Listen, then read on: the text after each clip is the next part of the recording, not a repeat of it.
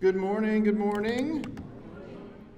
I was told last week that I only spoke for about 10 minutes, and I was told that that was perfect. I'd like to say I've just honed my skills so well that I got it down to 10 minutes, and that's how good I've become. I think that sounds about right to me. No, this morning's lesson probably will not be very long either, because I just want to talk about priorities. How many of us have a hard time getting our priorities straight? Right, keeping the first thing first. I remember this was quite a while ago. I was working at a furniture store, and the owner of the store had brought out a piece of furniture on a four-wheel dolly, and there was a slight slope in our parking lot. Not a steep one, but slight enough that if you don't properly position, that will roll away. So he sets a piece of furniture on a four-wheel dolly, puts it behind me and says, "Hey Rob, can you take care of this? I'm going to go back in." I've got another piece of furniture on an upright truck. And it's not on there very well. I was like, "Sure, I can take care of that." And as I said it, he walks off. It starts to roll away, toward a car.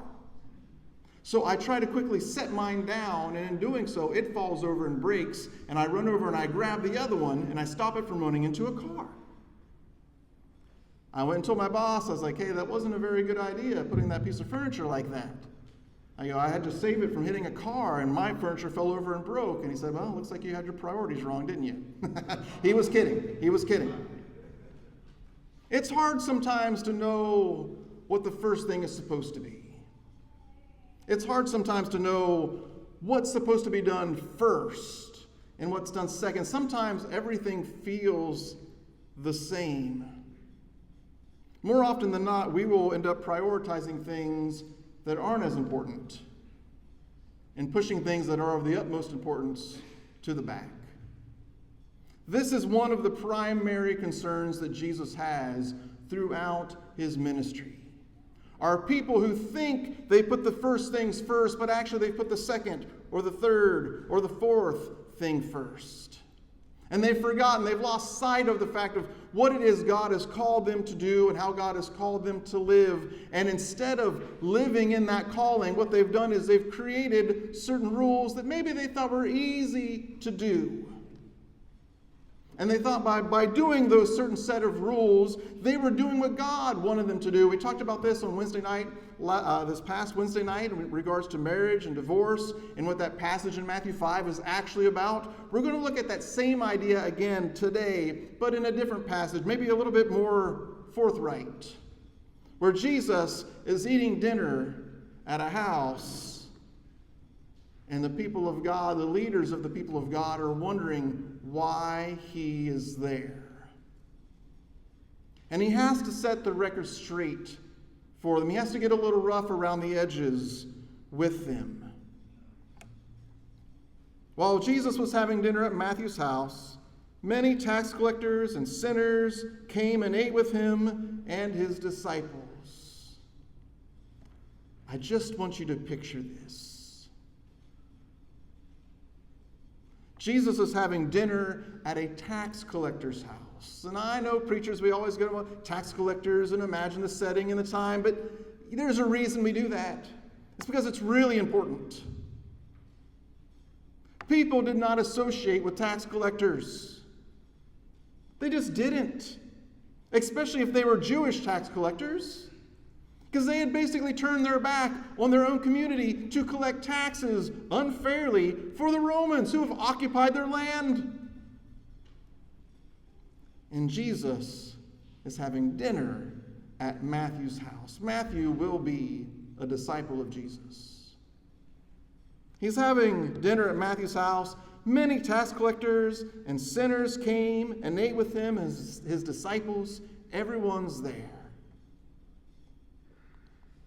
When the Pharisees saw this, they asked his disciples. Now, why they didn't ask him, I don't know. Eventually, they will be asking Jesus questions. Right now, they're still kind of feeling Jesus out. They asked his disciples, "Why does your teacher eat with tax collectors and sinners?" Now, there's a reason they asked that. And the answer is, they would never do that. They are the people of God. They are the holy ones. They are the righteous ones. You wouldn't catch them ever at a tax collector's house. They're not going to associate with them. They're going to eat meals with them. And sinners, what are we going to be doing hanging around sinners? What's the point? So they asked Jesus' disciples, why is your teacher doing that?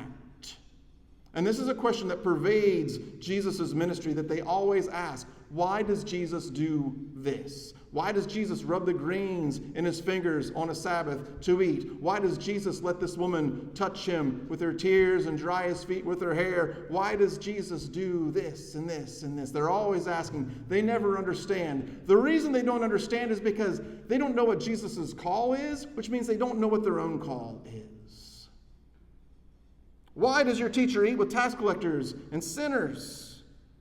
On hearing this, Jesus said, it is not the healthy who need a doctor, but the sick. How many of you have ever gone to the doctor when there is nothing wrong with you? Some of you have, actually, because that's how we do things around here, just in case there's something wrong. Yearly checkups, things like that. But if you're feeling pretty good, and a family member says, hey, you should go get your yearly checkup, I'll get around to it, right? I don't need a doctor. I feel great. But when you're sick, when you know you're sick, you go and see the doctor. See, the Pharisees' question would be like asking, why are all these sick people at the urgent care? Go back to their question. Why does your teacher eat with tax collectors and sinners? That's the same question as saying, why are all these sick people going to urgent care and going to their family doctor or going to the emergency room? Why are they doing this? It's kind of a ridiculous question to ask. If you know what Jesus' purpose is. The purpose of Jesus was not to come and hang out with righteous people. Spoiler alert, there weren't any.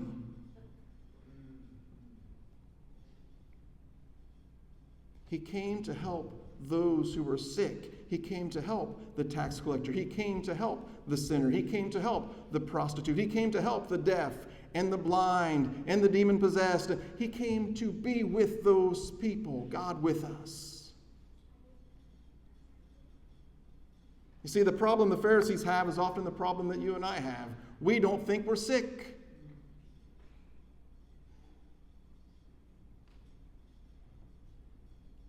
We don't think we're sick. We think we're better. But we're not. We're not. I remember in college we were providing some food for homeless in our community. There wasn't a whole lot of homeless in our community because we have this thing back in Ohio called winter. It kind of dampens down the homeless population quite a bit because you don't want to remain homeless in southeastern Ohio when it gets to 20 below zero. And we're down by the Ohio River under an overpass, and Old Man River is what we called him. We had this van full of food, and we're providing food for the homeless there, and it's me and another group from college that are there, and we're helping provide food. And afterwards, he sat down with us, and he said, hey, how was your experience? And we're like, hey, it was great. Got to meet people, talk to people, eat a meal with them. He's like, how many of them did you hug? And I could count on one hand how many I hugged. 0. None of us did. Not Old Man River. He hugged all of them. Sometimes more than once. And they hugged him. They loved him. And not just because he had food for them, but because he was with them. We were in the vicinity of them. He was with them.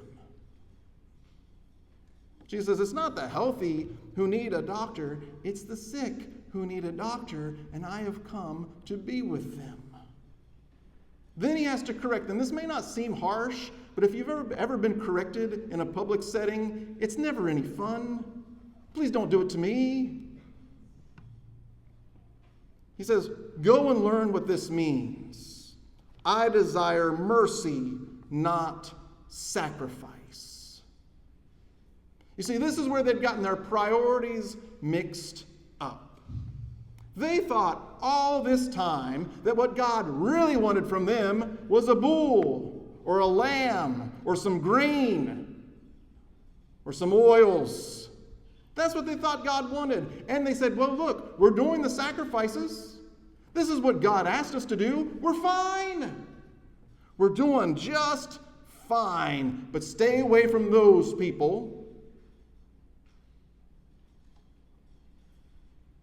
And Jesus quotes a prophet to them. He says, I desire mercy, not sacrifice. For I have not come to call the righteous. If you're already righteous, I'm not here for you. But I have come to call sinners, which is all of us. So I desire mercy, not sacrifice. He's quoting Hosea, the prophet of proper priorities. I like a good alliteration, so there it is. The prophet of proper priorities. He was living at a time when the Assyrians were coming to take over the northern kingdom, and he is warning them, and he is saying, look, you think because you have offered a bull that God is going to protect you, that you're under the protection of God because you offered a bull or you offered a lamb or you brought your grain offering or you did this or that, and you think you're good. But what God actually wants is a life from you that's filled with mercy and grace and love. And until you live a life full of grace and mercy and love, it doesn't matter how many bulls you bring. It doesn't matter. You have your priorities mixed up. Jesus is quoting Hosea, who preached 750 years before Jesus. The United States has been around for 249 years, almost 250 years. Triple that. That's how long ago Hosea spoke. Jesus says, you've had 750 years to learn this lesson that God desires mercy and not sacrifice, and you still don't get it. You see, the allure of putting the priorities wrong is, and we mentioned this on Wednesday night, the allure of it is that at least when you offer a bull, you know you've done it. If you brought a lamb to the temple and saw it get sacrificed, at least you know, did I do that? Yes, I did. It's harder to know when you've shown enough mercy and you've shown enough love and you've shown enough grace. Can't really measure that. You can't say, I did that. Check. 750 years. Do you know how long it's been between us and when Jesus said those words? About 2,000 years. How much time between us and when Hosea said it? About 2,749 years. Have we learned?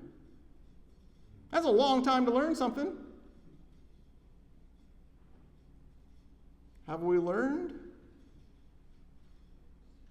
Or do we still walk around this earth ignoring the people that Jesus came to love?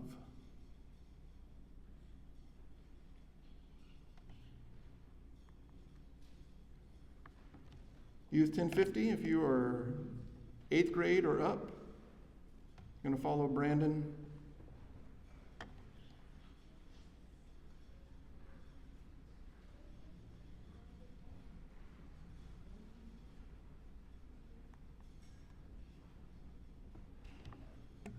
Last week, John mentioned in his Lord's Supper talk, if someone accused you of being a Christian and you're brought to a court of law, would there be enough evidence to convict you? The evidence to convict you is not, oh, yeah, they're a Christian. I saw their car on a Sunday morning in a church parking lot. That's not going to cut it. Now, don't get me wrong, I love that we're here. I love that there's more people coming here than we had in the past. This is great. I love all this, but don't think for a split second that what God has called you to is to come to a building. That's not why God called us. No pun intended. That's not why God called us. To show up at a building and sing some songs and For most of us watch some other people pray some prayers, and that's not what we're called to do. We're called to love people, to have mercy and grace and compassion for the people around us. I'd mentioned in class this morning that I almost got hit by someone. I'm pretty sure he was driving while impaired.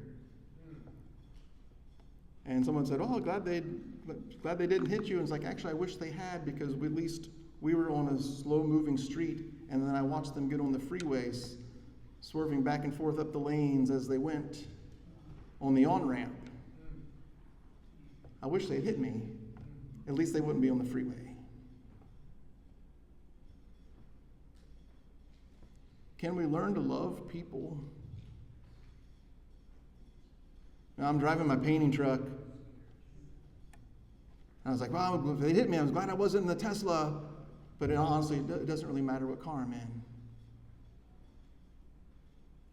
Because there are people that person could injure, including himself. And that's a bigger priority than the paint job on my car. How are we doing with our priorities? Do we prioritize the sick? Jesus did. Do we prioritize those who are in need? Do we prioritize the people around us that need help? Or do we not?